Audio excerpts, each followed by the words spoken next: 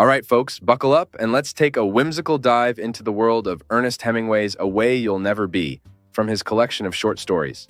A mix of gut-wrenching experience and bizarre images, this is a tale that brings a whole new meaning to the term cycling trip. Our protagonist, Nick Adams, decides to take a leisurely bike ride through what can only be described as the worst Tour de France stage imaginable, the shell-shocked landscapes of northern Italy during World War I. First off, let's address the elephant in the room, or, shall we say, the plethora of dead bodies and pornographic cards decorating the countryside.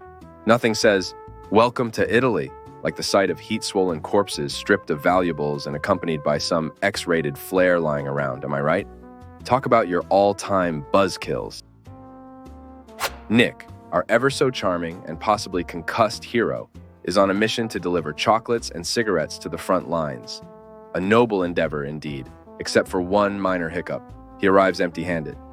"Sorry, chaps. Seems like I've misplaced your Hershey bars and Marlboros somewhere between a nightmare and my last concussion." Classic Nick. Now let's move on to the crux of the story, the intense summer heat.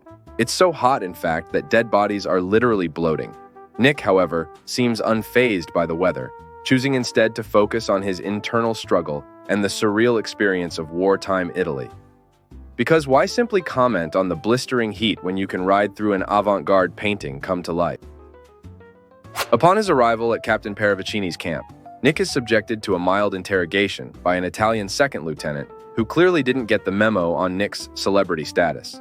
Thankfully, Captain Paravicini steps in before things turn into an international incident, proving once again that it's not what you know, but who you know. The heart-to-heart conversation that follows between Nick and the captain is filled with that classic Hemingway subtlety. Captain Paravicini attempts to coax Nick into acknowledging his mental struggles, but Nick is having none of it. Instead, he spins a fantastical tale about being a decoy for millions of clean and brave American soldiers about to spring onto the battlefield, a story as credible as my claim to the Iron Throne. As expected, Hemingway immerses us into Nick's fragmented psyche, using a technique as rare as a unicorn in his repertoire, stream of consciousness. Suddenly, we're not just reading a story. We're inside Nick's head, navigating through his scrambled thoughts like a rat in a maze. A very literary rat, mind you. All in all, A Way You'll Never Be serves up a hefty dose of Hemingway's raw and gritty commentary on war, laced with unusual narrative techniques and spiced with a dash of absurdity. It's like eating a steak with a spoon. Unconventional, a bit challenging, but somehow satisfying in its own unique way.